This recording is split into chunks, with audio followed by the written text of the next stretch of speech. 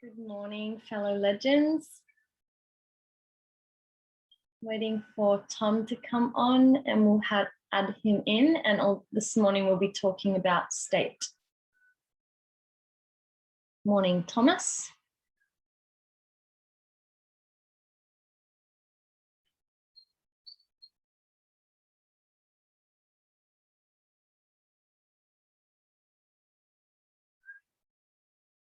Good morning. Good morning. It smells like... How are you?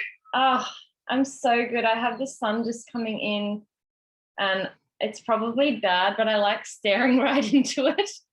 No, that's cool. And it smells like someone's had a fire. So it's got that really nice, warm, like wood smoke, like camping feel. So I feel like I'm camping at the moment, which is even more awesome. Definitely. How are you? How's your morning been? Such a good morning. Been good. I've just been just vibing a bit to some music and just started writing some more slides for the Life Summit. So it's funny. I was just looking up xenohormesis and I didn't realise that one of the studies I've been looking at was written by David Sinclair, who's someone that I look up to quite a lot, and I really, really want to read his book, and I'm reading a study written by him, which is awesome. That's awesome, dude. What did you get yourself to get into state this morning? Because that'll be what we're framing our chat around, state, and like that, if people are unfamiliar with the term, like that place that you reach where you're feeling in like peak physical state and mental and emotional, where you're really operating at your best. Yeah, so for me, I find music is a really good way to do that. So, I mean, we've spoken about that. For me, it's like rap, hip hop, just something with lyrics that kind of get me up and about, I guess. So I woke up this morning and just had a shower pretty much straight away. Started with warm and then finished with cold. And then jumped on the rebounder for a bit, and that's generally when I'll chunk some music in and start to pump myself up. And did a little bit of a meditation, visualization, a little bit of egoscue as well, and then just went and made myself some lemon water and had my vitamins and stuff like that. So that's pretty much how I start the morning most mornings now. I find that routine works quite well for me. It helps me to get in that state purely because I'm doing things to sort of get my body moving, help me to wake up as well. But then at the same time, I'm hydrating myself and I'm listening to things that sort of inspire me and get me ready to go out and smash the day. So it always puts me in a good mood to listen to whoever it is, whether it be Eminem, Hilltop Chords, NF, Fearless Motivation. They're probably my four go-tos, and I'll just pick whatever song is speaking to me that day. Yes. And can you just explain as well, like we know the framework in terms of getting yourself in like peak state, but just in terms of the triangle, do you want to speak to that and how that kind of fits in with your routine of how you've moved your body and what you're listening to and all of that? Is that the one with physiology, like your language, and what's the other one? Focus. I can't remember Yeah, okay. So I guess, physiology is a big one. And that's something I speak about quite a lot. That's why usually whenever I'm doing a podcast with someone, I'll be standing, because I've got my standing desk, I'll put that up to sort of put me in a more energetic state, because standing's a little bit more energetic than sitting. So physiology is a big one, getting yourself in that power pose as well that Tony speaks about. That's something I'll do quite a lot after my rebounder. And there's some sort of study that they always talk about that came out of Harvard or something like that, doing 5 minutes of power posing a day increases your testosterone by like a massive amount or something ridiculous. So physiology clearly does have a biological payoff by doing the right things there. Focus as well. So, where focus goes, energy flows. So if you're focusing on the right things, that's where you focus, or that's where your energy is going to go. So for me, if I'm focusing on the right things in the morning, like focusing on how my body's feeling, waking my body up, focusing on empowering things I can do throughout the day, how I'm going to serve people, but how I'm also going to take one step closer towards where I want to go. That's where my subconscious mind is going to go, but also my conscious mind. Everything, all of my energy is going to be going there. And just, the language that you sort of speak to yourself, the way you're talking to other people, but also when you're listening to music and the language and that. I'm a big fan of songs with lyrics that speak to me. So, I find that in Eminem, Hilltop Hoods, NF, and a few other artists as well, the lyrics really speak to me. So that's what sort of gets me up and about in the mornings, because I've got that language of, it's almost like I've got that person on my shoulder in the back of my head, basically saying, you can go out there and do this. You can, smash everything out because you've got that solid base, you know what you're doing, and everything just goes from there. So that's kind of, the triangle for me, I guess. I love that. And yeah, can you imagine if like Dave Goggins put out a musical track, how beaten you would be? Yeah. But no. Fearless Motivation, have one with him. There's like a whole half an hour interview of him. You can find it on YouTube, and they used to actually, I don't know if you could, I'm sure you would have been able to get it on Spotify, but I know on Apple Music they used to have like just little short snippets of it. They've deleted them now, which I'm a little bit annoyed about, because it was literally like 4 or 5 minutes with some inspirational music in the background and just Goggins talking about the cookie jar or some different mindset thing. And I often listen to that in the mornings. The what if mentality is another one that he spoke about. So it's just a 5-minute clip of him talking about the what if mentality.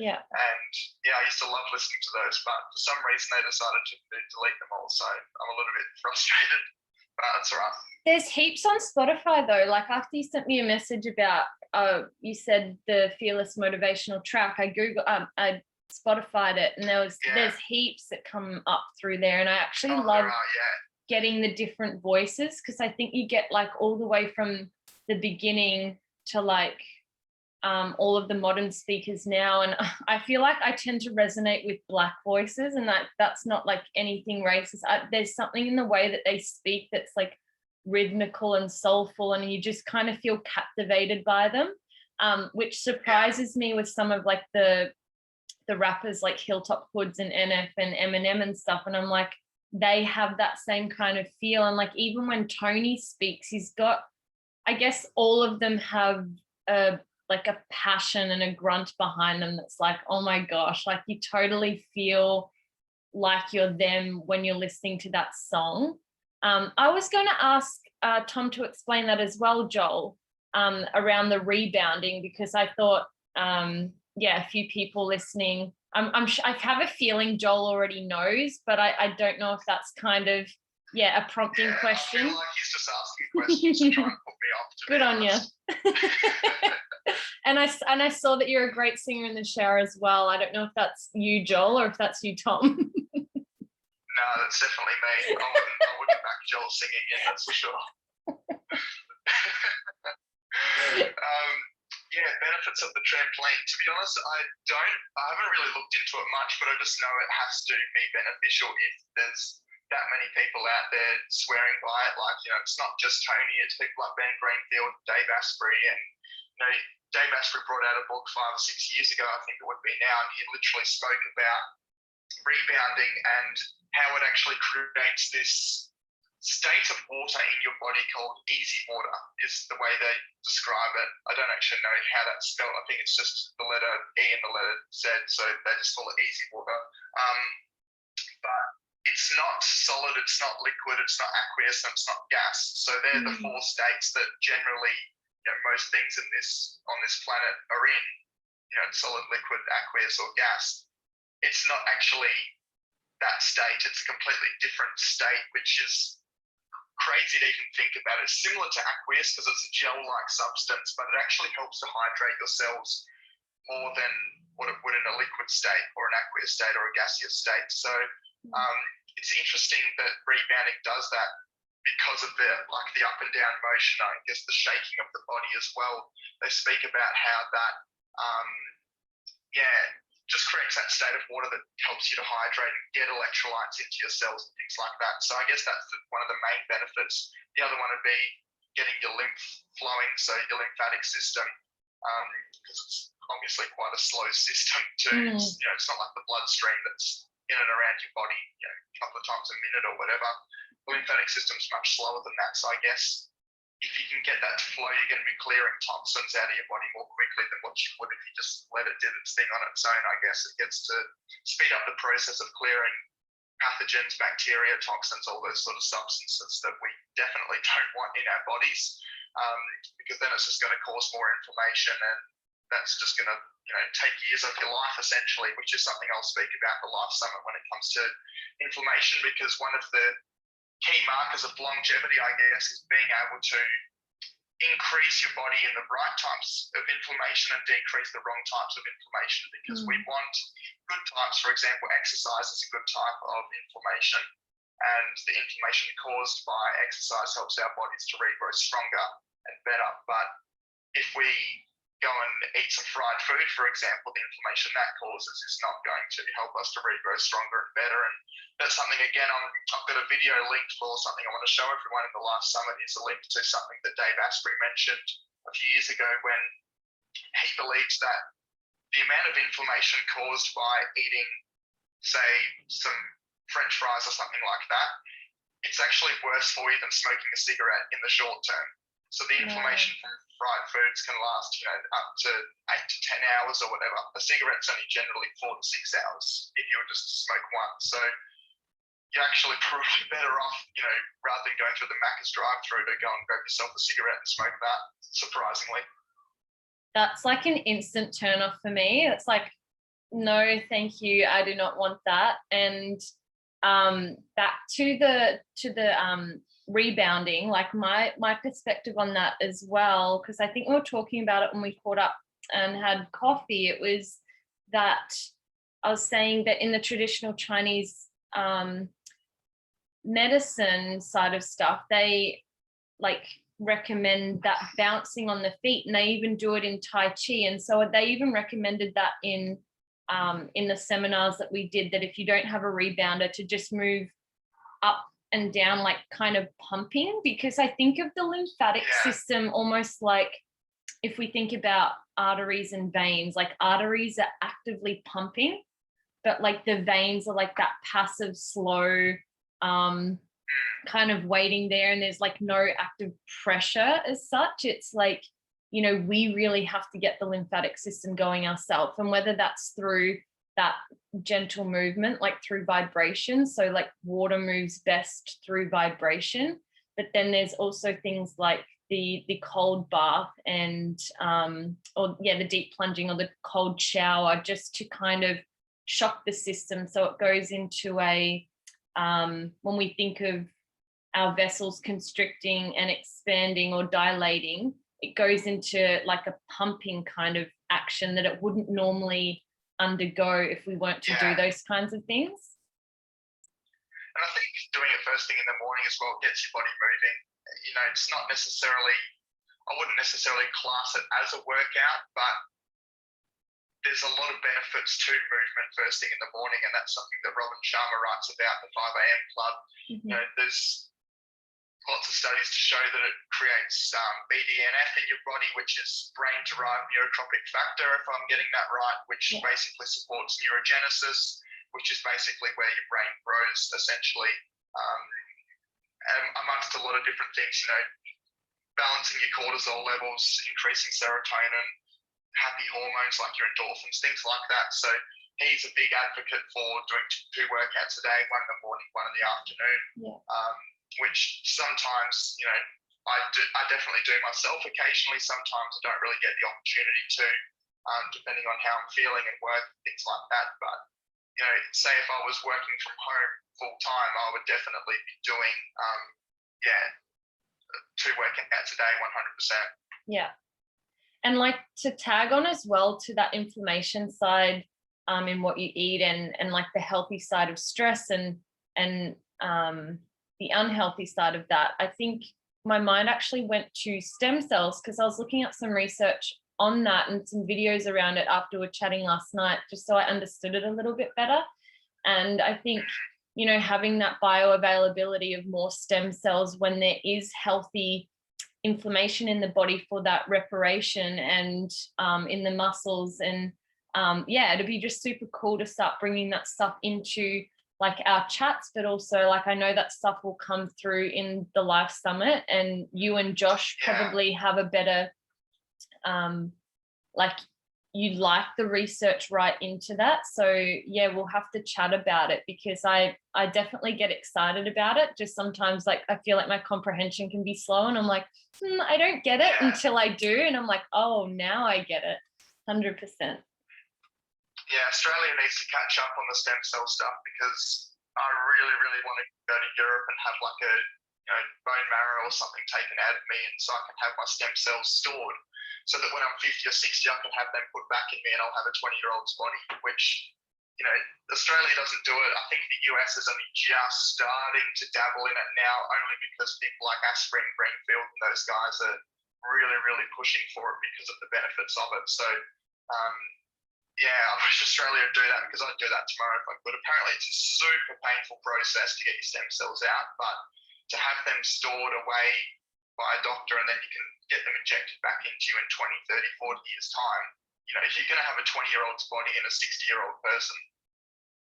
I'm so conflicted by that. Like I'm in that thing of, I kind of just want to age gracefully as best as I can, using like the access that we have available to us, which can, that can include that. I just can't imagine myself wanting to be my 20-year-old version of me at 60. It's like, I want to be healthy, and I want to have all of those things, and have, endurance and that, but I don't want to like look anything like my 20-year-old self, because I'll just be like a wrinkly mess. It'll just be weird. And I don't know. And I also think that the way things are going as well, that it won't need to be that invasive. They're getting so... they do have other techniques now as well, but they're just not as effective at this point in time anyway.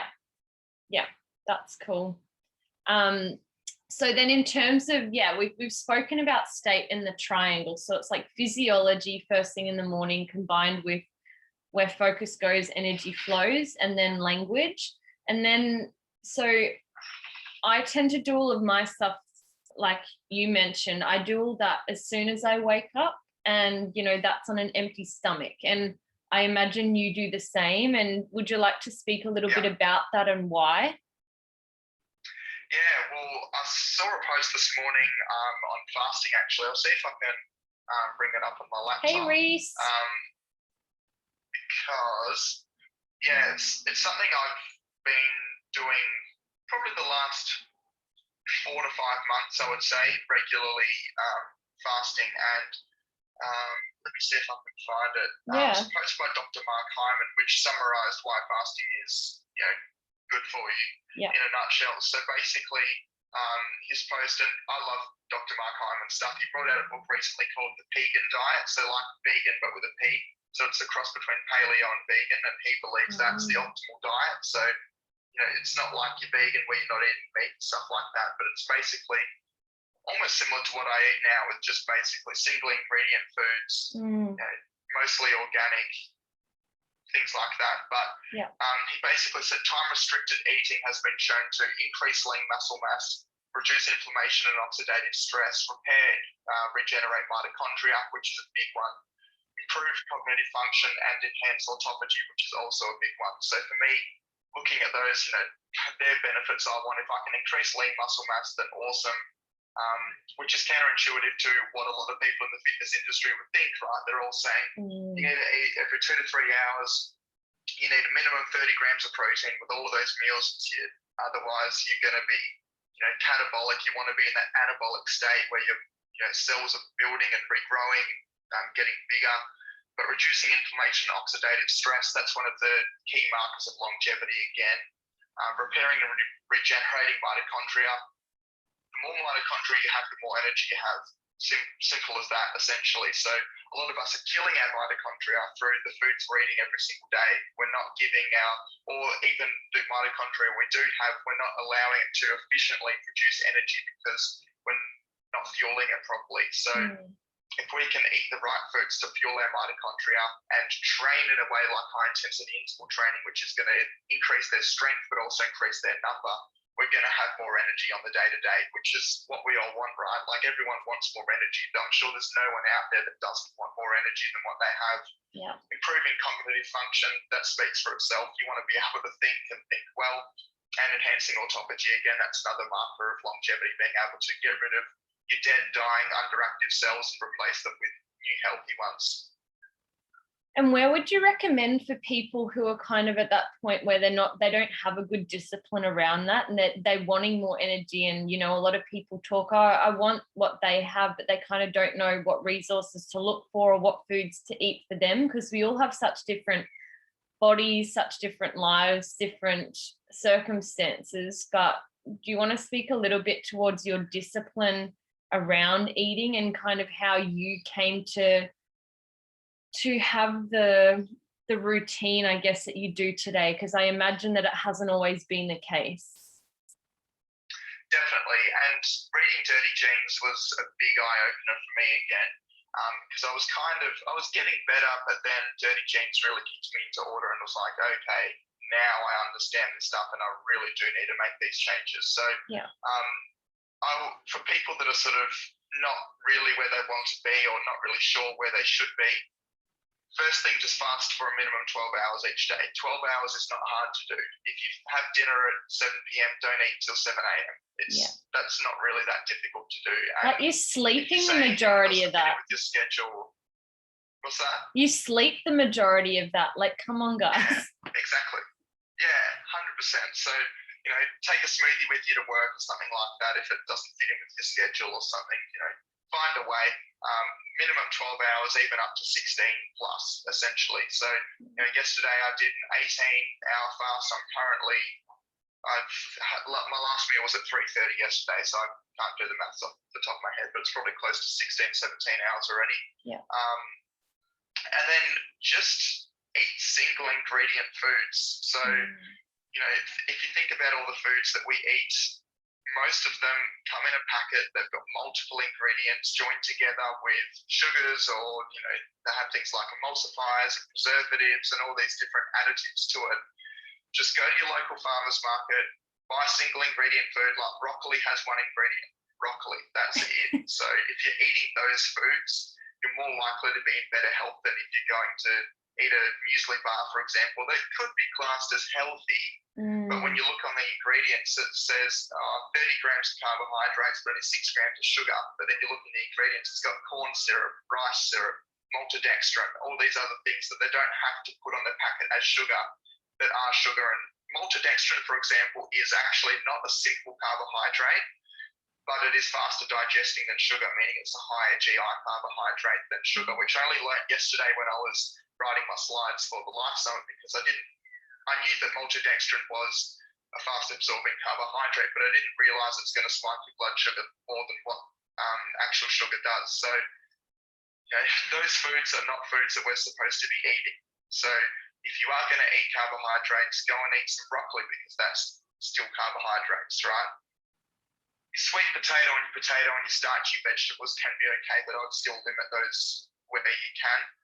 Especially potatoes, they still spike the blood sugar quite high. And probably, I forget where I heard this, but someone said recently on a podcast I was listening to, the most important thing when it comes to longevity is keeping your blood sugar low. But if you think about our diets today, we're just consuming so much sugar and so much hidden sugar, like I mentioned, with the corn syrups and the rice syrups and all those sort of things. So if you shop at your local farmer's market, there's no candy aisle, there's no fridge with ice creams in it, there's no aisle with, you know, packets of chips and things like that.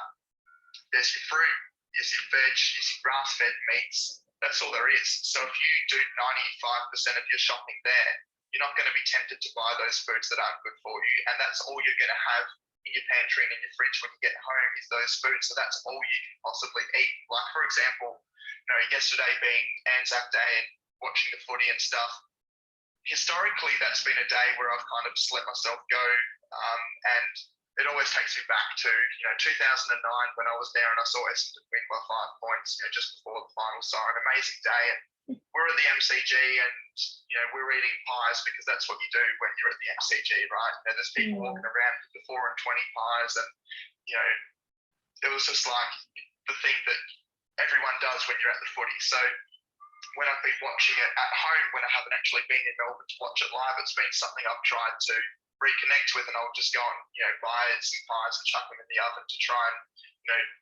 reminisce on that feeling, I guess. But yesterday, I didn't have any of that stuff in my freezer or in my fridge or anything like that. So there was no way I'm going to eat that. I think for lunch, all I had yesterday was some broccoli and some carrots, because that's pretty much any food I've got left.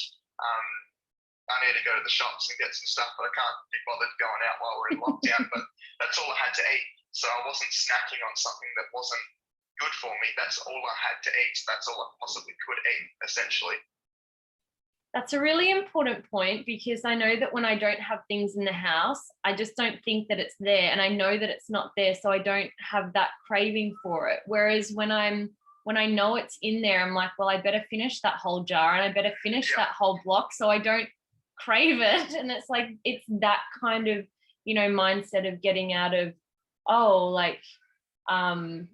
just have a little bit here and there, and it again creates these little habits, and it's so cheeky. And something that I found really interesting, because I reckon you would speak to, food combining and stuff. So like single ingredient foods, where a lot of traditions talk about how it's really bad to combine dairy and meat, whereas some cultures really have a lot of dairy in their diet, and that works for them. And some cultures have a lot of meat, and that really works for them. Like, they don't have, the diseases that we kind of have. Whereas I feel like Australians, we have absorbed like all of the culture's cooking. So like, I love almost every single food, and I would love to, like mix it up and mix things in, because certain flavors go really well together. But at the same time, I know that our bodies probably aren't made to digest like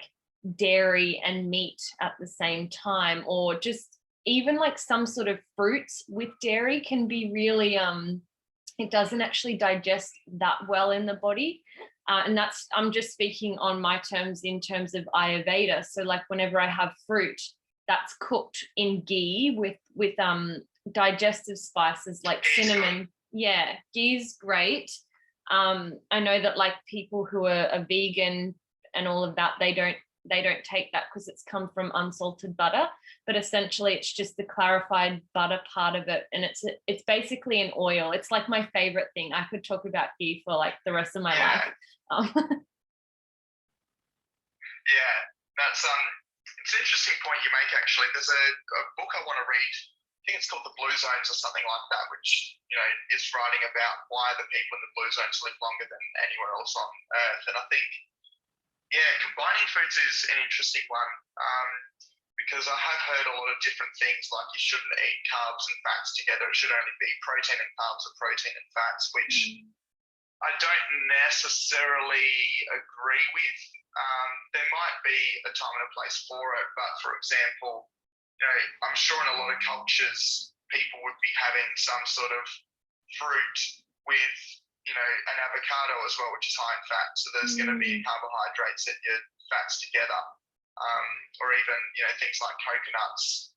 Say if there's some people that, back when you're hunter-gatherers or whatever, you might come across some berries and some fruit, and then you cut a coconut off the tree and you're all eating that together. That's going to be carbs and fats together. So it's, like I said, I haven't looked into it enough. I would have to research it more, but to me it doesn't always make sense as to why people say that necessarily. But I think it's just important to if you're going to combine foods, so don't count a muesli bar as a combined food just because it's got a whole heap of shit added together, essentially. So, but like I said, I'll have to research that one more and just find out why people talk about that sort of stuff. But I think combining foods is, like you said, it's a part of culture. So, I guess in your Asian style places, they're going to have a lot of stir fries where they're combining rice with meat and veg and sauces and spices and all sorts of things like that, which is pretty cool. And they all work together. So things like turmeric and black pepper must go together to increase the bioavailability. Otherwise, you're not going to be getting the benefits of it. So yeah, combining can be good, but I think you just need to pick the right types and make sure it's unprocessed. Yeah, 100%. Because there's so many things, like I can get lost in packaging, and they can label things really organic now, and it doesn't have to be passing that higher standard to be termed that. But something organic sugar, organic, even actually. So I picked up a patient when I was still working as a paramedic in Tassie, and this patient particularly, just, I don't know why they stuck with me in my head. Like, and I was just asking them about life and things as I normally do. They're probably sick, and I was like, so tell me about the bread. But they said they used to work at a bakery back in the day. And they said, literally, we knew every ingredient that went into that bread. And they said, that's not the case now. Like, any bread can basically be termed as organic.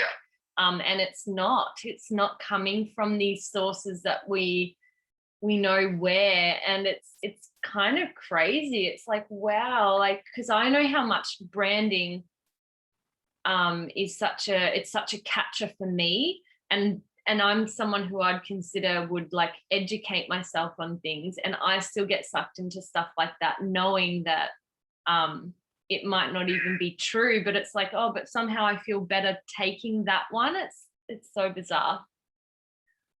Yeah, well, flour's worse for you than sugar, believe it or not, in terms of the way it spikes your insulin and things like that. So white bread, you'd be better off having a Coke than white bread, to be honest, because of the high GI index of it. It literally will cause your blood sugar to go through the roof. And I heard about that in a podcast the other day, them saying, you'd be better off having an all sugar diet than an all flour diet.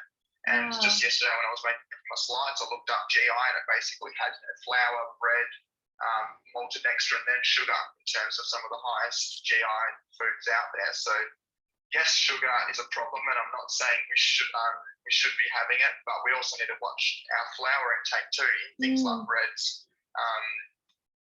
I guess cereals probably come into that boat as well. A lot of them are really high GI because of the sugar that's in them, amongst other things. They're classified as health foods, like your Nutrigrain or whatever. It's Iron Man food or whatever they call it, but there's next to no nutritional benefits from it other than it being fortified with added minerals and things like that to it. But at the same time, a lot of cereals are high in mold toxins, which we wouldn't actually realise. We can't see the mold on there, but mold's a toxin that, getting back to what we were talking about before with the mitochondria, kills your mitochondria. It also reduces the efficiency of your mitochondria. So eating those processed foods that are high in mold toxins, which you would never know, is going to actually sap you of energy when they're marketed as something that's going to give you energy, which is very counterintuitive and paradoxical to what you think you're actually getting with the cereal you're buying. With the flour side of things, I'm curious too, because in some of the things that I cook, in terms of it being Ayurvedic, I make like buckwheat and spelt pancakes, which has just that with water, and that's different. Yeah, and then I also use like chickpea flour to make chapatis and add like cumin seeds. So it's just, I think it's more so like that white processed flour that we're pointing out 100%. That message to. So it's like not all flours, just in case people listening like, oh, I'm fucked. Yeah, definitely. Well, I think Dr. Mark Hyman's favourite meal at the moment is that his Himalayan buckwheat pancakes are something that he's been making, which he says is exclusively, the recipe is exclusive to the Vegan Diet book, which is one of the reasons I want to read it, just to get that recipe. Because there's this strain of buckwheat that only grows in like the Himalayas or something like that, which is a really, really sort of low GI but high nutritional buckwheat that you can turn into the flour, which you can then turn into pancakes and things like that.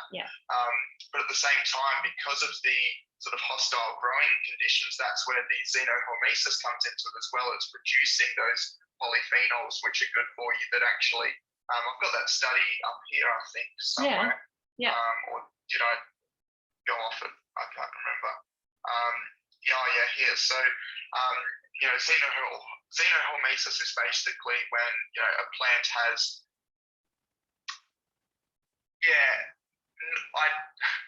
how do I explain it? Growing conditions that aren't ideal, I guess, and it causes the plant to be under stress. So, for example, a plant that might grow in the desert or something like that, where it's under constant stress because it's not getting the water it needs. It's getting plenty of sunlight, if not too much sunlight. Conditions like that where it's under stress all the time. It produces polyphenols, which is a chemical that's really, really good for us. Examples of those are resveratrol, amongst other things. And basically, these stress plants, just pretty much reading straight up, they activate enzymes in our body which are directly correlated to extending our lifespan. So if we're eating those foods, we're going to live longer. Yeah. You really have to get onto the breath book too, because there's another side of like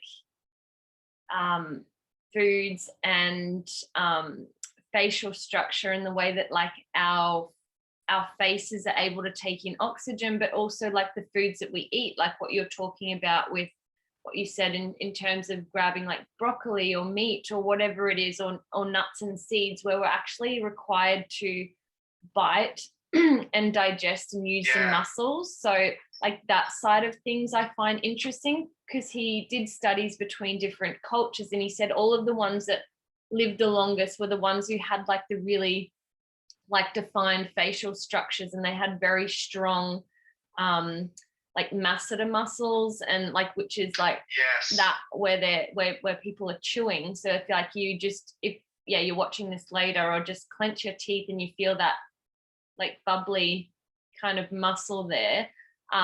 So if we're eating really like crappy food, it's usually pretty soft most of the time, or like you just kind of can swallow it. So you don't even get that benefit of like releasing.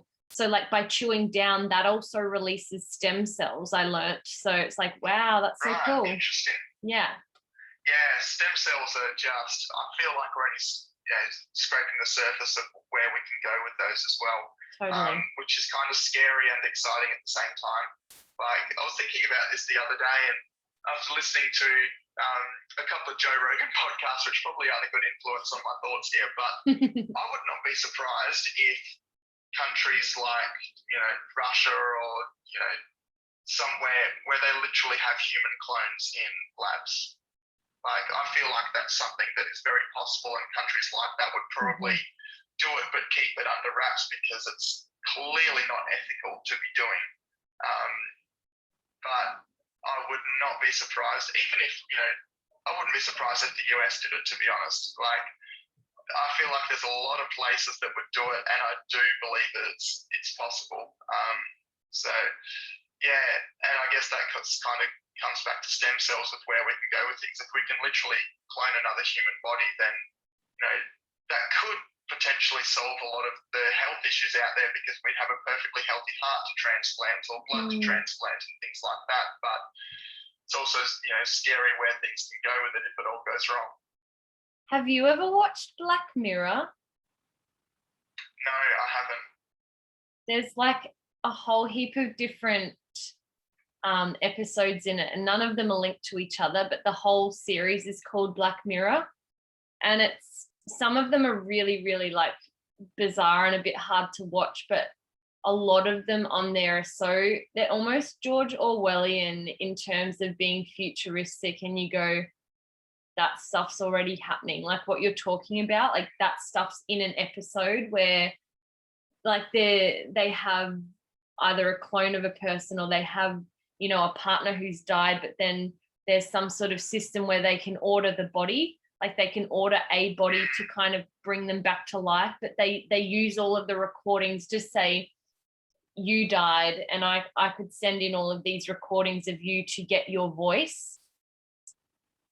So weird. Yeah, interesting. So weird. Yeah, you'll have to get on it. There was another documentary that I wanted to recommend to you that was like an Eminem one. I think it's called The Defiant Ones, and it's like got Dr. Dre and stuff. I'm not sure if you've seen it. I think I've heard of that. Yeah. It's like a 4-part. Is that on Netflix? It is, yeah. I think I've seen it pop up. Yeah, when you come down this way, we'll ultimately. have to, if you don't get on it up your way, you'll like come down and we can definitely watch it, because I just love that kind of stuff where you're learning about real people, and it's just like just kind of understanding the real person behind either the artist. And I feel like this has gone on a tangent, but I'm like, that's where my mind went. Always back to M&Ms. Always checking. Yes, totally. It was just like, yes, food and also M&M and wrap. So how did we get here? Exactly.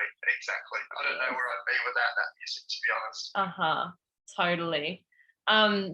So then in terms of like, yeah, we did speak about the triangle, like if we do wrap it up back to there. So like I know you said, I feel like you said to me at one point that, you know, meditation isn't something you've always been drawn to, but when you were talking about focus and energy and language, you were saying you do your meditation and visualization practice. And I would love to hear what you're doing at the moment and what that kind of looks like for you, whether it's more active or whether it's very passive. Yeah, so I've kind of combined three things into one where I'm doing that. So my current way of, I guess it's meditation, but I'm not doing it in the typical sense of the word where I'm trying to, you know, think about nothing or anything like that. I do my visualization process as my meditation essentially. So I'll actually sit in that Egoscue position with my feet up and my back on the floor. Yes. I'll chuck some music in and then I'll do my visualization there. So I'm still focusing on my breath. So I'm still trying to focus on diaphragmatic breathing, even box breathing to an extent, but I'm doing my visualization of my compelling future in that. So I think I mentioned to you, I've got like a different thing each day of goals I want to achieve in the future, and each day is, you know, that's my day to visualize that point there, because I felt like I got to the point where I was, you know, visualizing one thing and I was like, oh, but I've got all these other things I want to achieve too. I need to manifest them into fruition. So I thought, well, how about I break it down to something each day, and it, you know, worked out perfectly. The 7 days I've got 7 different things to visualize under a certain category. So I find that way it's good for me to really focus on something, but also still to an extent get the benefits of meditation, even though I'm probably not doing it, like I said, in the typical sense of the word. That's kind of what works for me, because I would classify myself as a thinker. So for me to try and turn my brain off, it's just not going to happen. Like I struggle big time, and I almost don't want to go to that point, because ideas come to me when I'm in that sort of meditative state. So, you know, half the time I'll be doing a meditation and then my mind starts racing. I'm like, oh my God, I've got an idea, and I'll write it down. You know, I want that to occur for me. I don't want it to be somewhere where I'm like, no, you know, block that out and just focus on my breath or just focus on one thing. I'd rather let it be my time to let my mind run free and, you know, have all my neural connections all firing at once and, you know, come up with something I would never have thought of if I wasn't in that state. So I guess it's almost about, you know, dropping those brain states, but at the same time, I feel like my brain's more active and more focused than what it would be if I was just to, let it do whatever it wants, if that makes any sense. It does. And I'm sure for, you know, a lot of people who will hear this too, because that's a lot of it's myself included, and a lot of people that I resonate with, we are creative people and we have these ideas, and to try and suppress that actually causes more thinking or more frustration, and it actually doesn't make you want to do the practice anymore. Whereas if you can see that as your time to almost do less to start to receive, so it's like allowing those things to come in, versus going, oh, I have to push, I have to find this idea. It's like those ideas are already flowing through you. It's actually just allowing yourself to stop and go, oh, my body's stopping. So my mind is in a state where it's, like you said, the dots are able to connect in a really like synchronistic way.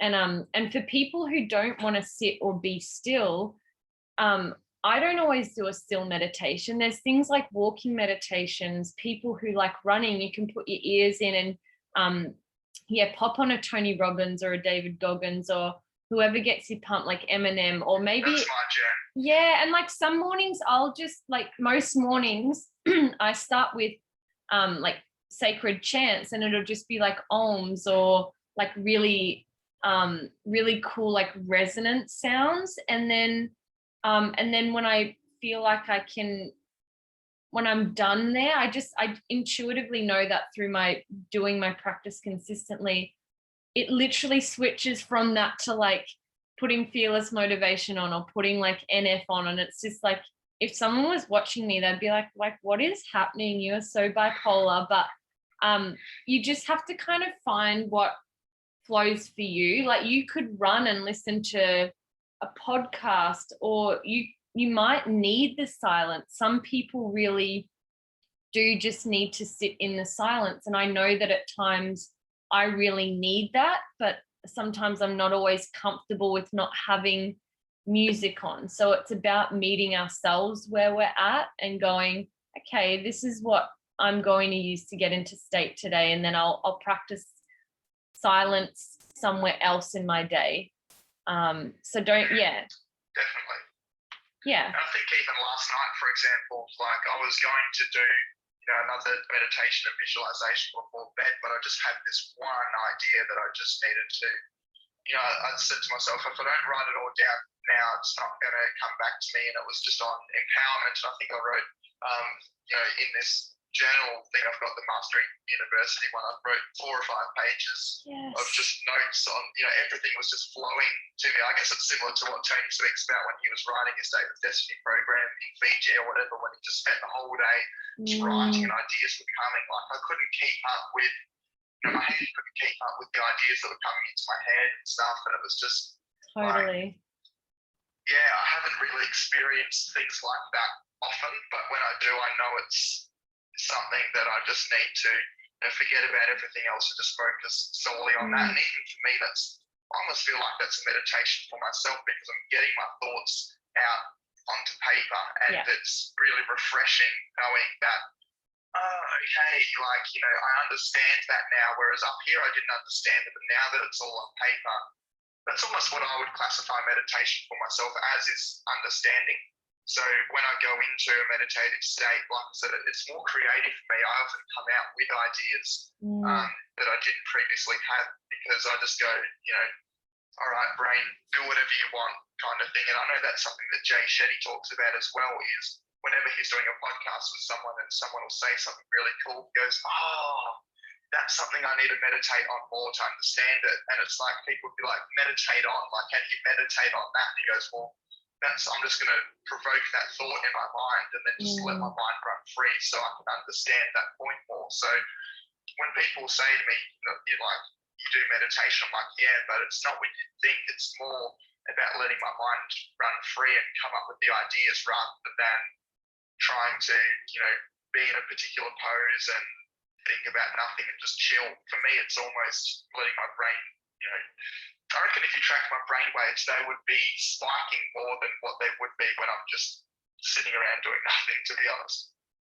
What's really cool with what you were, pardon me, what you were just saying then is like, I love the way that you explain things, because it will come across very relatable to a lot of people. And in terms of putting it as an understanding, like when you think of yourself understanding like a math equation or just understanding how to speak or how to type, we actually allow ourselves to stop thinking because we've understood it. So it's like by understanding something, it kind of goes, I can let that go now. I'm not putting all of this mental strain and energy into like, I need to figure this out. I need to connect the dots. And like what you were saying about writing, like that's definitely a space where I feel a lot of dots being connected, and it's this sort of flow.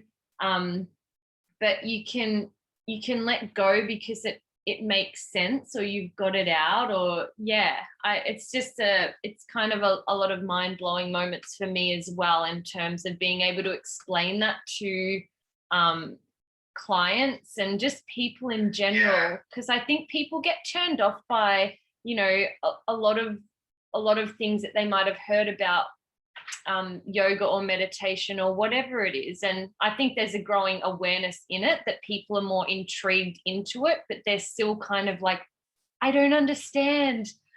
So this kind of thing of find your thing that allows you to kind of understand something more clearly, and for you to then move forward with like kind of excitement or clarity or peace.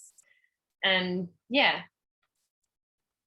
Definitely. And writing is something I really enjoy. Like, I've always enjoyed writing. So, whenever I get the opportunity to have my brain going like it was last night, and then, it was so, it's funny, I was going to say empowering, but part of the fun I was writing about empowerment. So, but that's how I felt writing about that. So, that's cool. But there's just a lot of light bulb moments which I need to go away and think about more as well. But it's exciting. It's super exciting. And something else that's really cool as well is that we were both on a mastermind call last night. And so these kinds of things of when we're incorporating language and focus, it's like we're putting a lot of our focus and energy into people who are also in the education and the personal development field. So that naturally like attracts like, right? So what you're focusing on there, you're like, oh, I've got an idea because this person's like this, or it's just prompting you to think bigger and ask better questions and kind of be stimulated, not in a negative way. Like, we can stimulate ourselves with food, with distraction and so many things throughout the day. But I'm finding that I'm just buzzed off energy just by having like Sarah and Josh around, just by chatting to you and by doing masterminds. And it's like, it is like the Tony thing. I almost feel like I don't need food or I don't need drink because I'm so buzzed off the things that I have around me at the moment of like, oh, everything is stimulation. It's amazing. 100%. I have not felt hungry once this whole lockdown weekend, and I think I've probably only consumed close to maybe 2,000 calories this whole weekend, which previously I'd be having close to 3,000 a day. Whereas, I can't even remember what I ate on Saturday. The only thing I ate yesterday was my sort of oats, nuts, and seeds that I have in the morning. Some broccoli and carrot, a smoothie. That's it. That's amazing. But I don't feel like I need it. I feel like I've just got the energy, and that just shows people that don't think that they can do fasting because they'll run out of energy. You actually get more energy as a result of doing it. So and just being around you and being around the other people in our circles now, like you said, it's just a buzz. Like, I feel like I've taken so many big steps this weekend alone, just from being in close proximity to all you guys and just these guys, masterminds and everything. It's just amazing. Hey, we're getting the dogs out quickly. Good. We thought we'd run them and try not to be noisy, and that backfired. You can't escape me. Go enjoy your walk. I know, it's that stuff. That'd be nice. Yeah. It's the instantly ageless stuff. I'll talk to you about it after. Sounds good. All right, hi Tom. Bye Tom. We'll probably catch you when we get back. I'll give you another squiz of the dogs. The lighting's terrible here, but here we go. Here's my boy. That's my nephew. That's my niece. Hello, girl. Ready to head out. Oh, Your video's up today, Tom? Yeah. Your next video's up today, Tom. Oh yeah. But I reckon he's all over it, unlike all of us. He's probably got it all filmed like last week. Exactly. It's like, oh, shut up, we're like, what are we doing? Me yesterday thinking, what am I doing yesterday? Yes. That's awesome, so good. right. All right, take care, legends. I'll see you soon. Oh, that ice bar. Holy shit. Yeah. There's icicles floating, but it was fine.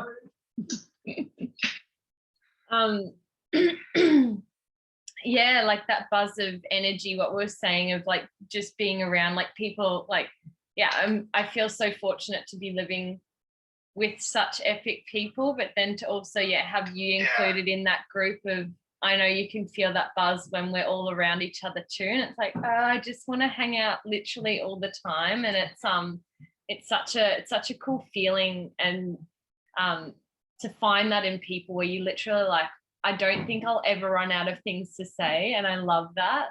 Yeah, 100%. Like, yeah, last Tuesday was one of, if not the best days I've had this whole year. So it's just like, I just want to experience that again and again and again, because I feel like, when I'm around you guys, my life elevates to another level, but I can feel that, we all do that. We all jump to levels beyond ourselves, and then we come away from that staying at that level. But then the next time we meet, we springboard again, and it's just, it'll be exponential growth the more time we spend around each other, I think, which is just super exciting to think about short term and long term. Like, I know people say, you overestimate what you can do in a year, but you underestimate what you can do in 10 or 5 or whatever it is. But even looking, I'm excited to see what I'm doing in December this year, towards the back end of the year, because looking back at where I am now, I feel like the next 6 to 9 months is going to be super transformational.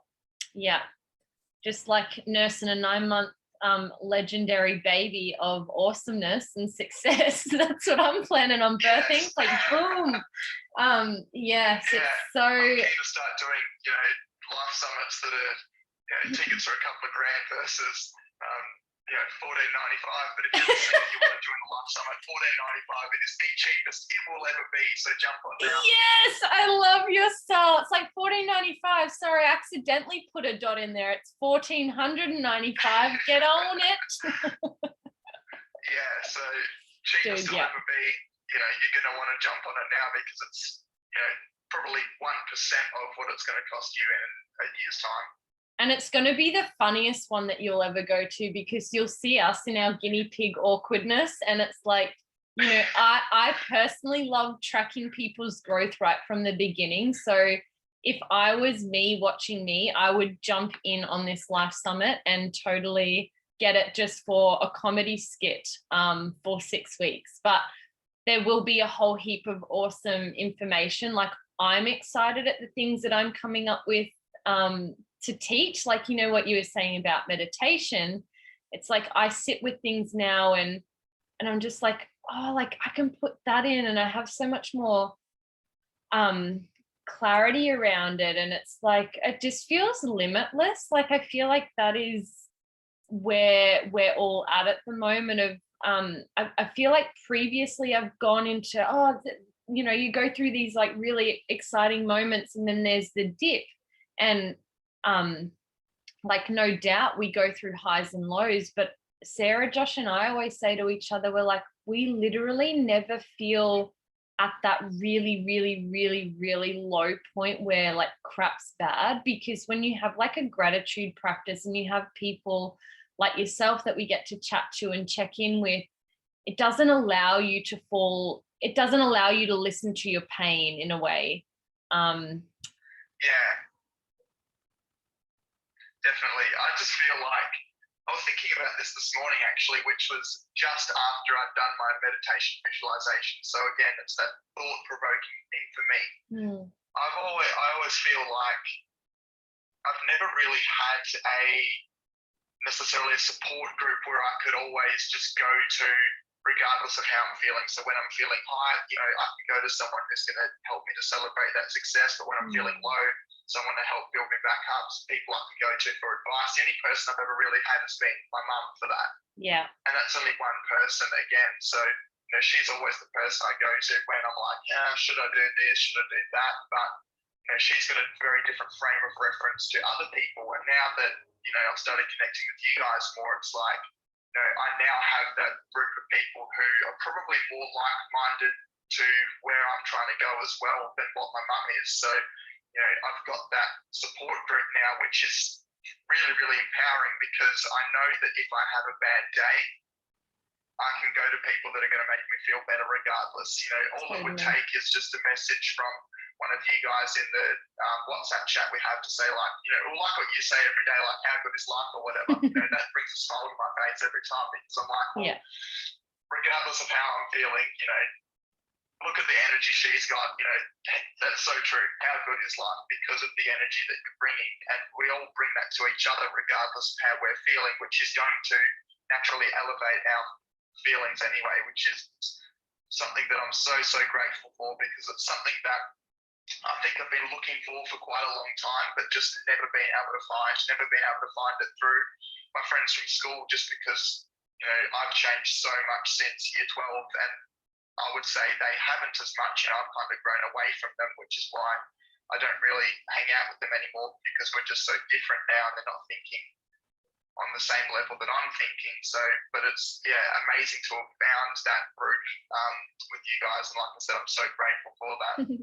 We love you. We're like, oh, Tom, like, he's just the best. Like, you're just such a well-rounded and mature person. I think, you know, between the three of us here, like, we definitely have always felt like we've had this extremely unique bond. And, you know, people will say to me, oh, you know, going into business with your sister or living with your sister again. I'm like, you don't realize, like, I am so the best person around these people, because they elevate me, and they, you know, and I elevate them, and it doesn't feel like we're trying to do that. We just do it because it's like, you kind of want to serve them and you love them. And we're all raving fans. We are literally raving fans, and it's so cool, you know, like, to have someone else who has that background, like, you know, where your mum has been a huge part of your, you know, support network and will be moving forward.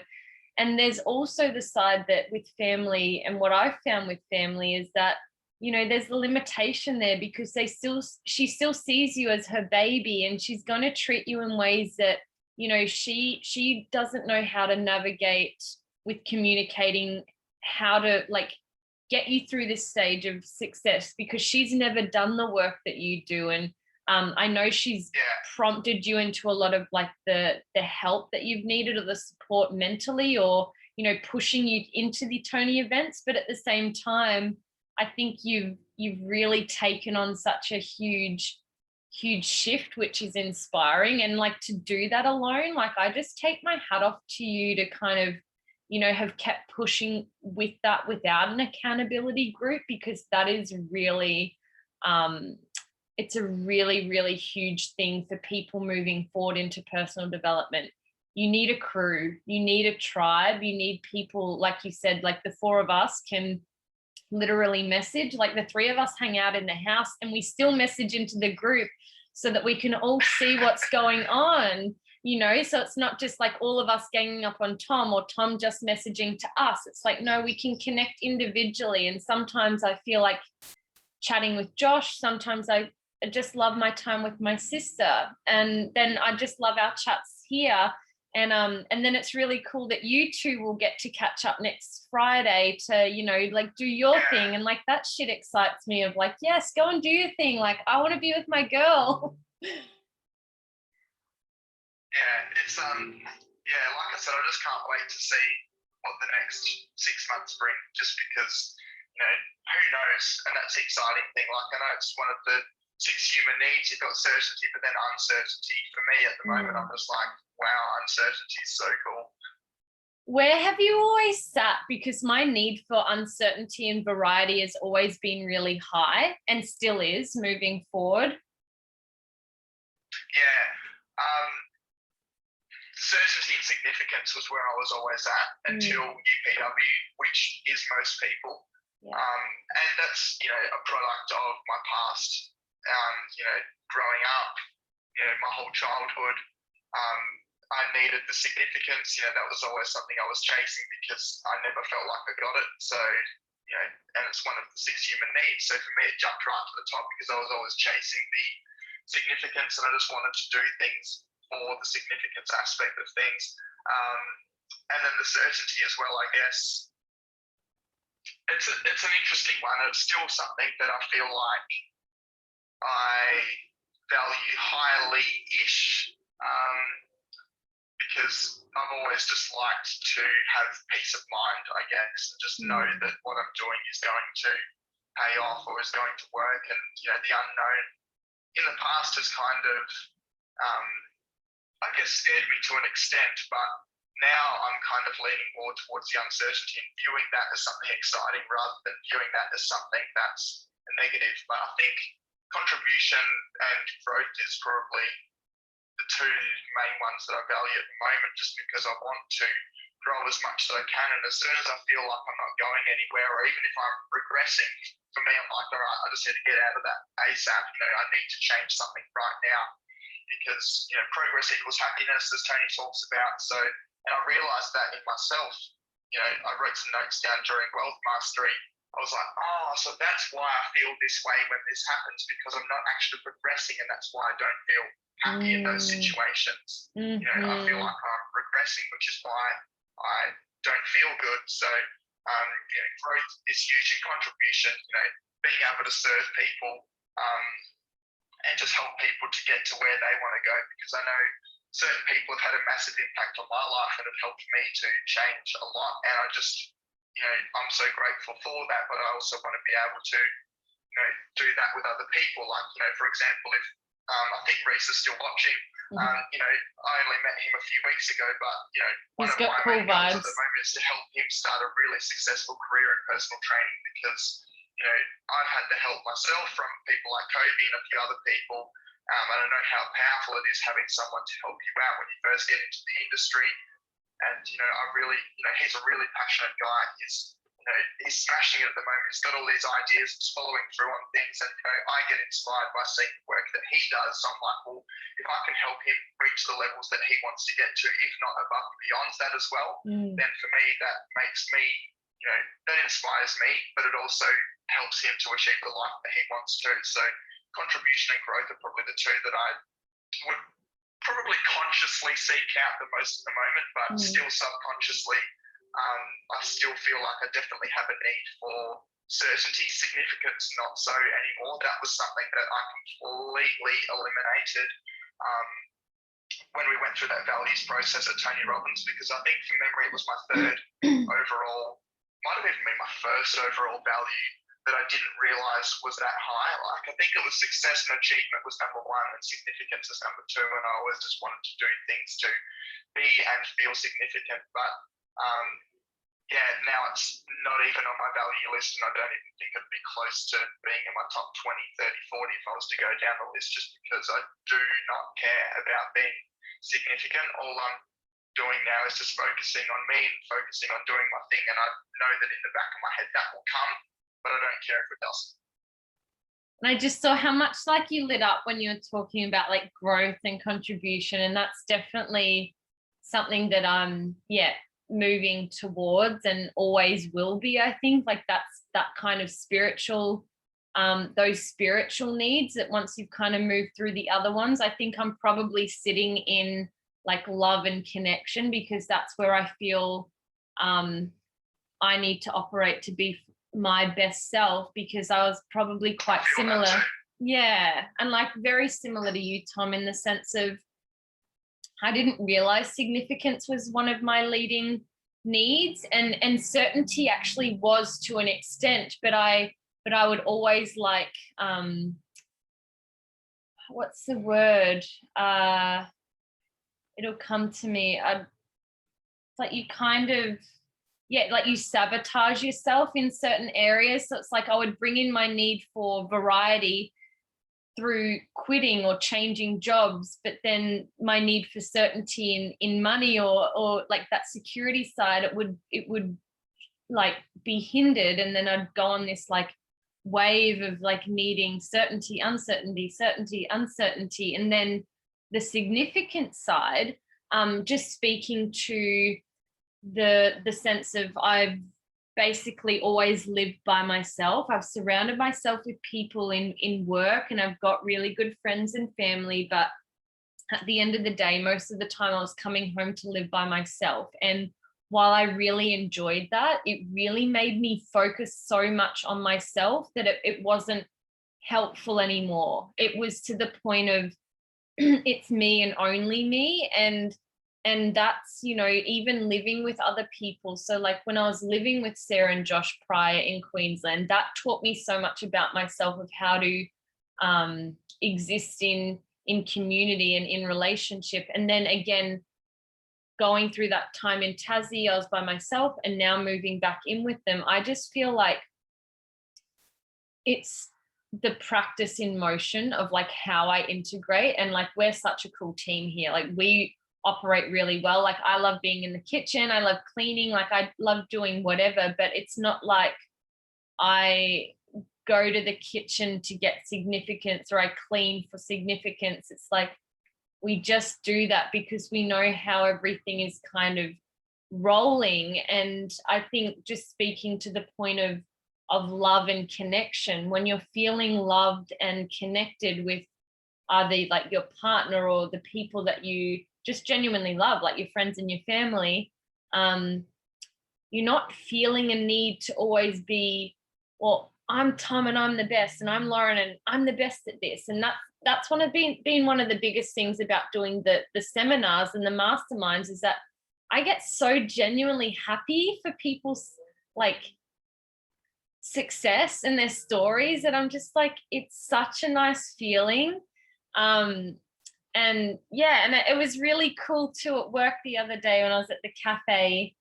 One of the girls there said, because I love serving, and I just said, what are you up to today? Like, what are you up to tomorrow? Is it your Friday or is it your day off? And they're like, yeah, I'm on holidays. I was like, yes, like that's amazing. And anyway, they left, and then the girl at work, she just goes, you are just like the nicest person. I was like, what do you mean? And she's like, you are just genuinely happy for everyone. And I was like, I'm genuinely happy in myself, because like I'm feeling like I'm loved and connected at home, that I can genuinely be happy and loving towards other people. So it's this thing of like, I don't do that inauthentically of like, yay, go you. It's like, no, I'm excited because I know how good it feels to have a weekend, and I know how good it feels to kind of reach a part of your week where you get a little bit of play or rest. And yeah, it's that side of stuff where it's cool to, I guess, be in a loving space and not just say the word like I love you, but it's like be love and be connected. You know what I mean? Definitely. Well, yeah, I definitely feel that vibe from you as well. I can tell that. Yeah, like I'd love to see you in that cafe environment. I feel like everyone that comes in will walk away with a smile on their face, which is, it's something free to do. Like, it doesn't cost you to be nice to people and to help them, walk away with a smile on their face, right? Like, you're bringing the energy, and it could be the one thing that, lights up their day or their week, and they go, oh, wow, how amazing was that chick that served me the coffee or whatever, right? Like, it's just... And then it's the whole ripple effect or butterfly effect, as people call it. They then go home and they're, nicer to their partner than what they have been. They're nicer to their kids than what they have been. The kids go to school, they're nicer to their friends, they're nicer to their friends. They're just, that's what I think about. And with clients, for example, is, regardless of how shitty a day they've had, I'm always, and regardless of how shitty a day I've had as well, I'm always trying to bring the energy. I tell myself, game time, switch on, you've got to bring the energy, whether I'm feeling flat or tired or fatigued, I have to bring that energy, because if I do and my client walks away from the session feeling good about themselves, then that's going to portray to the next person and the next and the next and the next. And that's how we create a better world, basically, where everyone's feeling good about themselves. But, if I come across and, complain about how bad my day's been, that doesn't give them the energy they need. And when they go home, they complain about their day, then they might get into an argument with their partner, and then the kids see that, the kids get upset, they go to school, they're not nice to their friends, and then it's the ripple effect again, but in the opposite direction to what we want. So yeah, like I said, it's something free. It doesn't cost you anything to do it, and it's a mindset. But once you get into that mindset, life unfolds in ways that it never has before.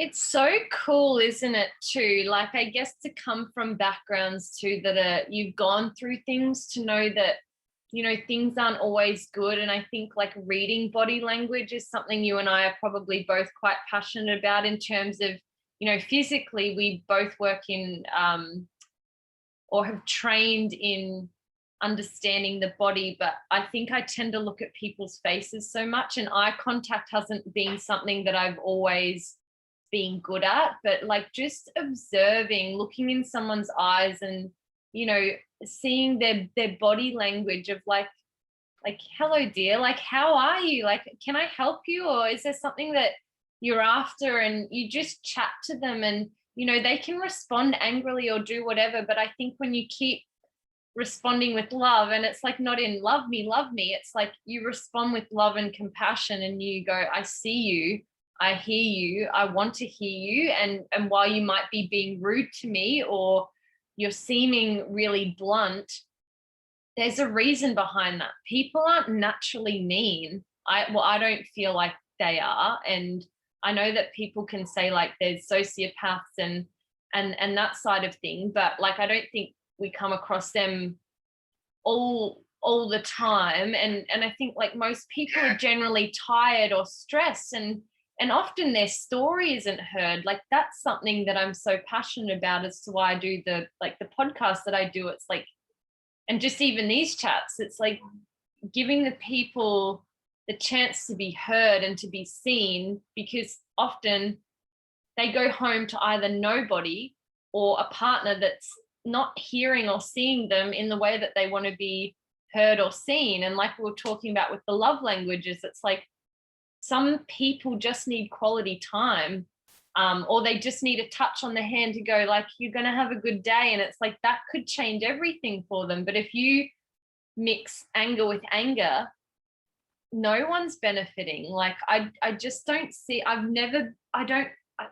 just never been that person to turn up to work to take my anger out on somebody. I'm just like, it's not what I'm here to do. And I reckon, you have such a cool vibe. I'd love to see you in your area as well. Like I know PT's the title, but I think it's so much more than that. It's play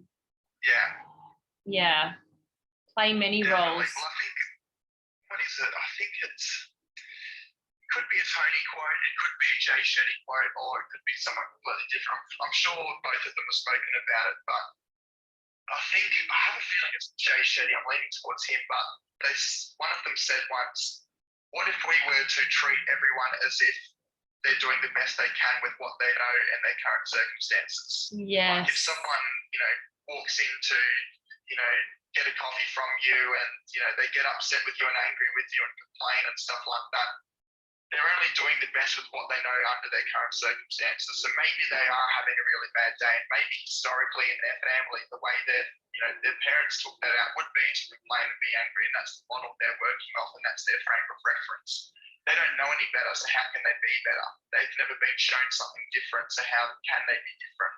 And that's where I think, for change to occur is you need to show someone something different than what they currently have, right? Like change isn't going to occur unless you can see something different than what your current circumstances already are. So I'm sure there's a quote about that, which I can't think off the top of my head, but it's another one of my favorites. But like, if we were to treat everyone with that and go, understand that when someone says, something mean to you or something like that, they're only doing the best with what they know, and that's how they know to handle their own emotions and their, internal conflicts. Don't get upset with them back, because you do know better. That's awesome. I reckon you would have lit up with the part in the relationship part too, when they were, saying how when one person, and it doesn't mean like just a partnership relationship, just anyone, friendship, whatever, is that when you're in a place to raise somebody up, why wouldn't you? Like if you're, you know what I mean? It's not waiting for the other person to apologize. It's not waiting because it's like, I'm always the one that apologizes, or I'm that person. It's like, if you're in a state where you're clear enough to go, hey, like I was out of line, I made a mistake, or hey, I know I wasn't there to listen to you, can you be that person to step up, like to own that? And even though it can feel frustrating at times, I think when you get into the mindset of I'm doing this for love, it actually dissipates the frustration of like, I'm here to serve that person in all their essence. And I certainly know that when I've been at my lowest, when I'm serving in whatever aspect, whether that's cooking, whether that's calling my mum, whether that's writing a letter or working, or I don't know, chatting to someone at the grocery store and complimenting them. It's like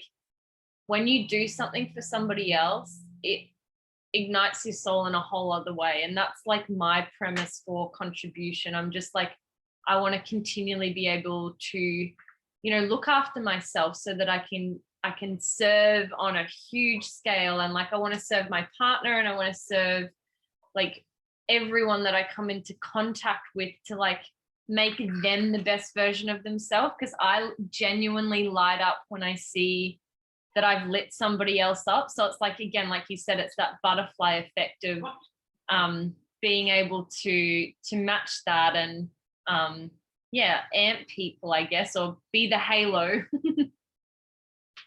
Yeah, the way I would describe that is empowering other people. And again, that's exactly what I was writing last night. That's the breakthrough I had in the mastermind we had last night. Like, empowerment's where it's at for me, and that's where I kind of want to start to go with the things I want to do in life. Is I want to empower people, so by coaching them, by helping them to achieve their dreams, even through the Life Summit. I feel like people are going to come away from the stuff I share feeling more empowered, because they're like, okay, I now know exactly what foods I need to eat to have the energy to go all day, or I know what foods I need to avoid. It's that whole feeling of, for me, that's just the word that when I relate back to, the darkest times of my life where things changed, it was watching Prince EA spoken word videos on YouTube, empowerment. It was listening to the music artists that I listen to, empowerment. Listening to Tony, Jay Shetty, Tom Billy, Lewis Howes, all those guys on podcasts with the guests they have. Again, that's empowerment. There was a few other things I wrote down in there too, but the most pivotal moments of my life are when I felt most empowered. So for me, that's the basis of, like, when we went through the business stuff last night, what is your business actually? I was looking at PT going, I'm not really in the empowerment business. I don't feel like with the clients I have, I'm in the empowerment business. I'm almost in the emotional rectification business, where people come to me because they want to feel a particular emotion. A lot of them are going through an internal conflict or something where they're below baseline, and all I'm really doing is helping them to get back to baseline, because most of them are overweight, so they've let themselves go and they just want to get back to baseline. They just want to get back to average, to normal, to feel good about themselves. Whereas for me, I would much prefer to work with someone that wants to go from baseline and elevate their life to really feel that empowerment. So I went, okay, well, maybe this isn't the right business for me. Or if it is, I need to start to change up the way I do things to get into the empowerment business too. I want that to be the basis of everything I do, is empowerment, because that's just my buzzword at the moment. That's the thing. Look at your body. You're just like back to. Yeah, it's just so like, good. And I've got an idea that I want to share with the three of you when we're off camera, because I just don't want someone listening to it and stealing my idea. But it's around empowerment, which I think will be pretty cool. I have no idea how we would do it and how we would make it successful, because it's definitely not a field that I've ever dabbled in. But I know people who have made it successful. It's a saturated business, but I reckon we've got a point of difference. So I'm keen to talk to you guys about that at some point, which would be cool. Done. I already feel confident that we'll be able to pull it off, whatever it is. So I'm excited to hear that, but I also would love for you to send through what you wrote in your journal, if you're open to that as well, because I genuinely love writing. And if you're not cool with sharing, I'm pretty good at detecting.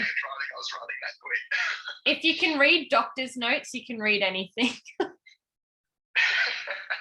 They scribble. That's so amazing. Isn't it just like, oh, I feel like I could keep chatting. I keep getting more lit up, and like just you talking about that then has given me so much clarity around probably the business I was in. And I think I sought out people to be in like a counseling business, essentially, of like, you know, it was, you know, it's like I could call it yoga, whatever I was teaching them, but they were there for the conversation. It was there for like you said, the emotional rectification. I think that's a really eloquent and cool way of wording it. But I think I also enjoyed the counseling side. Like I felt like, oh, this is fun. But I like in retrospect and with the knowledge that we have here now, it's like I think that was probably operating from a point of significance, because when I'm helping them, it's like, oh, well, like I'm so good and I've moved through that. It's like, actually, I got no fucking idea. Like I need help. I don't know what I'm doing. Like I'm happy when I'm here because I'm serving, but it's making me feel significant because you feel good. And I don't really know what I've done other than talk to you. Yeah, 100%. Well, actually, it changed my primary question last night, because I always felt like it was a bit vague and superficial, but I was just never able to put my finger on what it exactly was. So I'm sure you remember doing the primary question. Yeah, I've got mine up on my mirror. So my old one was, how can I share love and passion to lead people towards positive change right now?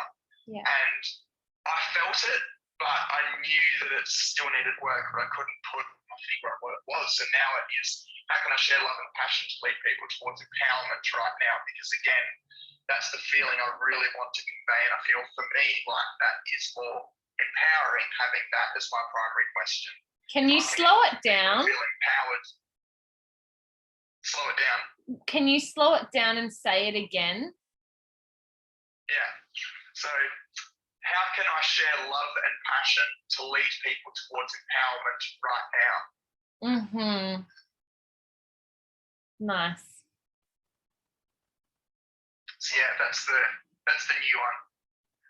I love it. Sorry, I cut you off with what you were saying before. I felt like I missed it. No, I was just saying, you know, that's the emotion that I want to share with people, because for me, I feel like that's one of the most pivotal emotions I've ever felt in my life, that's helped me to change the course and direction where I've wanted to go and where I have gone. So if people can feel that same emotion, I feel like that's the thing that gets, you know, that starts everything but gets you going and keeps you going as well. Like the more empowerment you feel, the more you're just going to build in momentum and speed. And it's just something that once you know how to harness it, because you know the process is similar to the stuff we were speaking about this morning, you know, about what we do every morning to get ourselves in state. You know, the empowered state is where ultimately the state I'm trying to seek at all times, because it does have little subcategories of it, I guess, to an extent. But you know, once I'm in that state, I feel like I can do anything. I know that I can do anything. Yeah. As soon as I'm not feeling empowered, I don't think I can do anything. Whereas when I'm in that state, I'm like, oh my God, I can literally do whatever the hell I want, and I'm going to make it happen. So if we live in that state, then there's no reason that we can't have or do whatever the hell we want. I think that's why I tend to message you in capitals, and I'm like, man, he must think I'm like intense, but I feel like lowercase is just not cutting it most of the time. I'm like, how do I get this across that I'm just like, it's it's such a cool feeling, like you said, when you're in state. I'm gonna go and see if I can find no, I know exactly where my question is. It's on my mirror, but I just thought I would read mine to see if where it's at. I think you'd actually like my poster, because I got all excited on Canva and got my creativity on. Oh wow. See, I physically handwrite mine. I haven't printed mine out or anything. Josh printed ours. Different colours and So for example, with my towards values, I wrote them all in green because they're the things I want to go towards, like the green light. Oh wow. Yeah, me too. So I wrote mine in green. So and then red for the away values. yes. And so they're like my power virtues is like I am courage, I am faith, I am love, and I am whole. And then I've got like my relationship vision, and then like my top 4 1-year goals, like that kind of music album. That's so cool. Yeah, so that was my goal when I moved to Tassie. And so I'm in the middle of doing that for People's Inspiring Stories this year. But I've got so many things happening, like with all of our stuff and just work in general. But I've got a few songs that I'll share with you that aren't those people's, but ones that I've written. So my mission statement is the purpose of my life is to be my authentic self, experience unconditional love, and to inspire and heal myself and others. But my actual primary question, which is something that I do come back to, is how can I embody even more grace and patience in this moment? And interesting. Oh, like there were so many ones like what you were saying, Tom, in terms of like love and everything. And, I had that at some point, but I think even above and beyond health and vitality for me, which I know was like up on Tony's, his list, and then Sarah and Josh also put it as their number 1 for their towards values. I put grace and patience above that, because for me to be the healthiest version, I actually need to be patient with myself and give myself grace in those moments when I'm not being the best version of myself. So that actually then second from that is like health and vitality. Mine's actually health and I think it was like health and energy or health and balance or something. Health and energy was mine. I think mine was health and energy. That's cool. But the grace and patience above all else. And like, that's something that I write down is like, in my journals, like I embrace, what is it? I embrace myself wholly, guided by the abundance of love, grace, and wisdom. And, having that kind of thing in it, and not just like, oh, it's all health. It's like actually give yourself grace in that as well, because I guess the people that I look up to, they do it gracefully, and they do have that wisdom. Hey buddy. And I just find that is like the pivotal moment of health for me. Thanks, legend. Oh, my favorite mitts are back. And the dogs. And the dogs, I guess. Oh, hello, puppy. Thanks, dude. Come here. You come up with Auntie. Come here.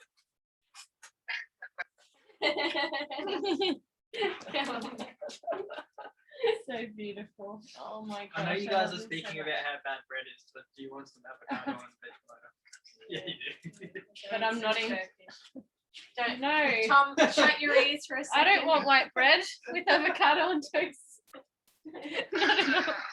Oh, that's cold. Tom, when you come stay here, or when we all like do an when Airbnb, he's moving in. when we do an Airbnb together, you should probably host brekkies and stuff, because I feel like I would get more disciplined if you were here. It'd be competitive though. It'd be like, no, I don't eat white bread, bitch. No, not happening. Stash in the cupboard. Yeah, I still have my cheat meals too. Don't worry. Yeah, totally. I think that side of things for me, like coming from, I guess, the background like that I've had, and that is like for me to just have that play and to have that, again, the patience and the love of like, I love food, and to remember that it's okay to enjoy things. Like, I think a lot of the times I haven't enjoyed what I've done, especially when it's been, around like counting calories or counting blah. And I know you see that more on a scientific level, but even just hearing the word counting calories for me is like a total off-put, because it just is like a that doesn't work for me. Like it just is a I guess it takes me back to a dark place of like, it goes unhealthy for me, versus like for you it keeps you in check because it's, I guess, rules. It's so interesting. Like something that I love, that I reckon you'd love as well, is that in one of the recipe books that my mum made me for my birthday, one of my birthdays, is that because we'd always cook together and I would always sit in the kitchen with her, and I guess that's probably why I love cooking so much, because it reminds me a lot of her. And she made me this recipe book at 16 that everything in it, she had like a dose of love in it. And I always thought that if I ever owned a cafe, or I owned like a little health food store, that I would like, it's like having an extra shot of coffee, but it's like, I would love to have it like an extra shot of love, and that goes towards like a charity, like that people actually pay like 50 cents extra for love. Like, do you know what I mean? But that's so cool. Yeah, but we'll see. I feel like that's something I'll have to do at some point. Yeah, definitely. I think a cafe would be pretty cool, actually. Yeah. Because you can just get as creative as you want with it, like with the name, the vibe, like you said, doing things like that. It'll just be something you can just go all out in. And I think that's my friend Lena from Queensland, she's actually in the process of selling her cafe at the moment, but she's opening a burger bar. Wow. And when I hear her talk about it, she's so passionate about, she goes, I'm going to have, this vibe in it. We're going like an old school, like, rap hip hop vibe in the burger bar. We're going to have, these are the burger names. They're going to be designed in this way. And, I'm just like, oh my God, I want to, just go to Queensland just so I can try it. Right. So you say to try it. When I hear that, I'm like, I want to work with her. Like that's the kind of, I guess, probably the difference in like, I love that kind of stuff where, I always get conflicted with, teaching yoga and like having that background, because people go, it's what you're good at, like teach yoga. And I'm like, actually, I think I could travel the world in a van making coffees and vibing to music, but also like doing a whole heap of other projects. There's something about knowing what people love, like particularly food or drinks, and like to be able to do that and have your own tunes on, or like make cool names for whatever you're giving them. It's like it gives you such cool conversation with people, and like to really light up their day in terms of just what someone else might consider small. But I feel like I'd have like an amazing cafe vibe. I know I could run one. I agree. Yeah, definitely. Well, if you ever want to open one up, let me know and I'll somehow find a way to help you out. Yes, let's do it. Would you be keen for like an on the road one, or like are you kind of a settled one? Not like a settled one, but like a solid one. Yeah, I reckon having your own place would be cool. Because you can just that you're trying to have, and you can almost get your niche there as well. Like you can say, these are the type of people I want coming to my cafe, which that would be pretty cool actually. I can feel my brain just wants to start going, just dude, come up with different ideas. You know what's actually just got me so crazy now is like, because I've just ordered like the hot chocolate stuff and the protein stuff. It's like we could make, I'm like, you're already employed with me now, but we could make like cool health shakes and shit. Like that would just, I'm writing stuff down. Oh my gosh, you're gonna need a new notebook. But how fun would that be? Can we do it? Let's do it. Because then that would draw in clients, wouldn't it? Really, like that would be my ideal clients too, because I guess like hearing you speak in that way of you want to take people from the baseline to raise them up, where you've previously been bringing them maybe to baseline, but maybe not even there. And I think that's so where I'm at as well. And it would be so cool because we could bring in like all of the stem cell stuff, like the proteins. You've got it down. Yep, you're so like on my train of thought. Can we just like merge as one person? Things like, biohacking cafe, food, drink, subs, real health food, not the fake stuff like, health freak cafe and all this health foods. Like, we make something that is legit. Dude, and then we can put out like articles and shit when they take their coffee. It's like, here's our little like article for this drink. Okay, I'm so lost. I need to just go and like sit in the ice bath for a second and cool down. Let's do it. On the list of to-dos. Yeah. Like how, because I don't think you'd need a space that big, but I'm someone, I love space though. Like I love atmosphere, and I think having, like I guess to start something like that, you don't need to start it big, and we can start just by brainstorming. But in terms of like an actual ideal space for me, I love wood. I'm like such a organic, earthy, that vibe, like wood with like exposed beams, but then also kind of that brick on the wall hipster look. And it's like, I'm just thinking like you could literally name smoothies and stuff like the mitochondrial optimizer or something like that. That's just yes. And there's your point of difference, right? Right. Like I love that, because that the like us who would be there, I'm already visualizing it. That's so cool. You're probably just like, this chick is so nutso and I love it, but I'm getting the feeling that you're on the same wavelength at the moment, so I'm rolling with it.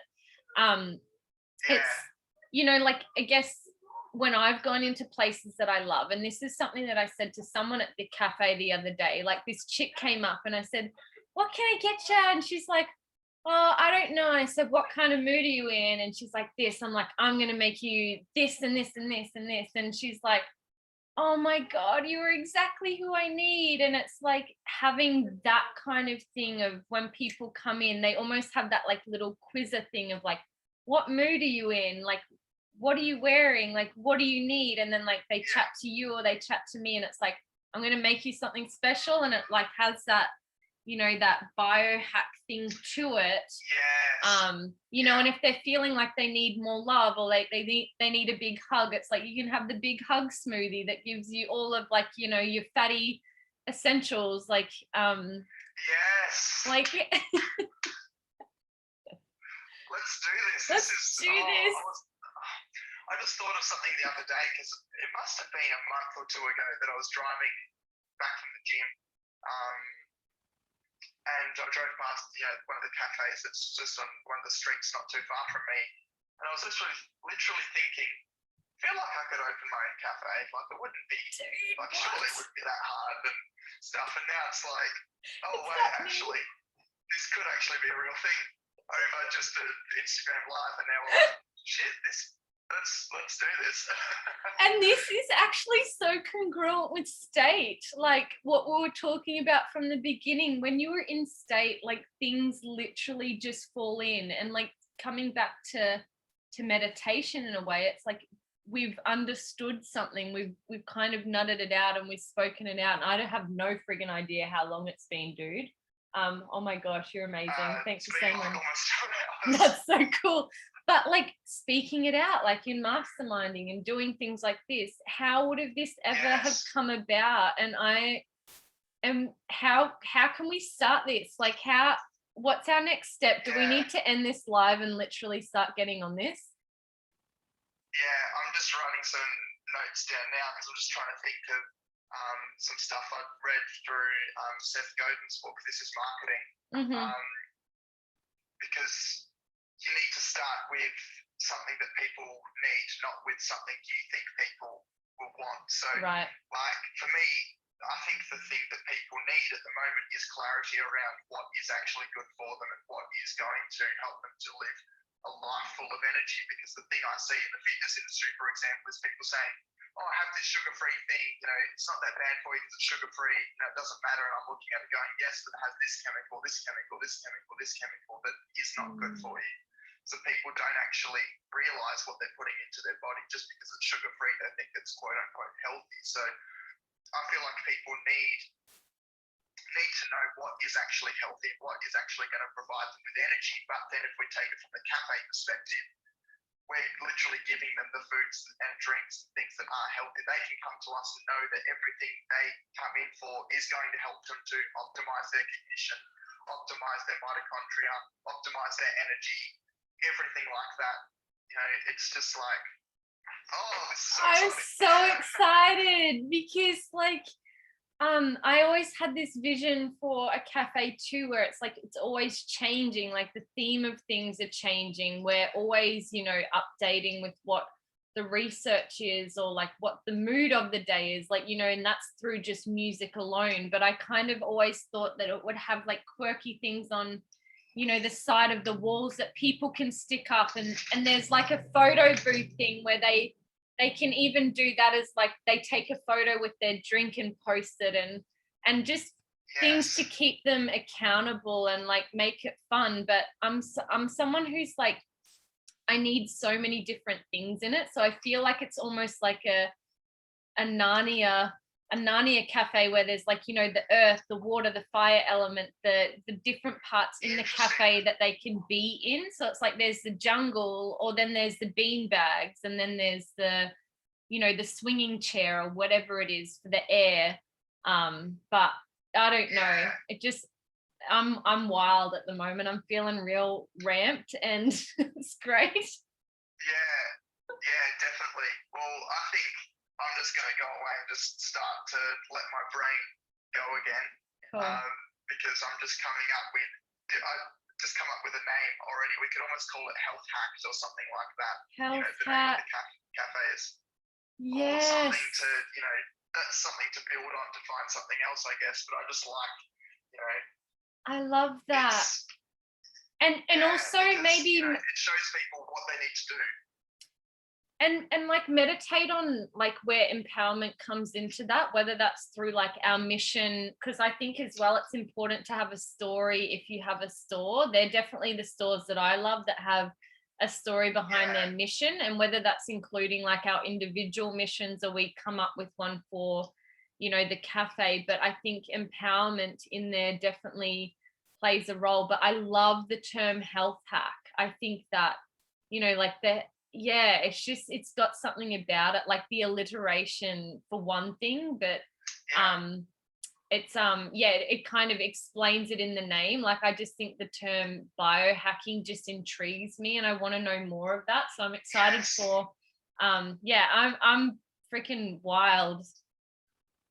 I feel like we could create a really cool, and not that logos for cafes and stuff really would make a difference, but I feel like we could come up with a name like Health Hacks, we could come up with a really cool logo that just packs a punch as well. You know, I feel like that's something, with that name, you could come up with something that people look at and go, wow, that's cool. I can already imagine it. I have, like, because it's two H's, it's like a goalpost of like the H's on the outside and then the little one in between, and it's like a plus sign in the middle. Yeah. You know what I mean? And it's like, I'm trying to think of like, you could almost have like, you know, as the logo, like a picture of a brain that just looks like it's absolutely going off with like brain waves, or like a, you know, somehow, you know, like a mitochondria that's like bursting with energy or something like that. Dude. I don't know how it would go, but you know, something. Yeah, I don't know. Okay. This is so cool. This is so funny for anybody watching. They're just going to be like, if this Reese guy's still watching, it's just like mind blown moment after mind blown moment on screen. Like I forgot that we were on screen live because I was so in depth talking to you of like, I think our viewers have gone up now of like, what's happening on here? Yeah, we're copywriting that idea before anyone else takes it. Yes, totally. I'm super stoked. Yeah, I'll look into like some imagery of like the mitochondria and like even anything like atom related. Or like even to Lena as well about how to run a successful cafe. Cool. That would be epic because yeah, she sounds like the chick to go to. Reese is still here. Oh my gosh. I didn't see that there was all of I didn't see that like all of these comments were coming through. It can cost you more not to be nice. Yes, you are still here. We love you, Reese. We're actually saying that at home, like Sarah and I was saying, like, this Reese dude, don't know who he is, but he needs to be a friend. So booyah, raving fan. We cannot wait to have you in the Life Summit, dude, and yeah, to hear more of you. So great energy. Yeah, awesome. All right, well, I guess for those that haven't joined the Life Summit already, go and click on the link in the Facebook group and get your ticket, $14.95, cheapest it will ever be. So come and join us for an event that will change your life. It just cracks me up because I know that we're both not salespeople, but I love it because I love stepping into it of like, no, dead set, go and get your ticket now. It's $14.95. Hurry up. And it starts this Friday. Numbers, so everyone just go and do it now so we know. I'm disappointed that our numbers didn't have a 3 in it. It's a little bit disappointing. Yeah, that's all right. Hashtag JTLS. I freaking love Reese. Hashtag JTLS. If anybody watches this, repost it with hashtag JTLS. So if you missed the memo, it's join the Life Summit, but then it's Josh, Tom, Lauren, Sarah. So mic drop. And I reckon my phone's going to die as well. Oh my goodness. This has been an incredible chat. Mine's on, but it'd be low, I reckon. Amazing. It's low, but we're high. Nailing it. Yes. Yeah, I love it.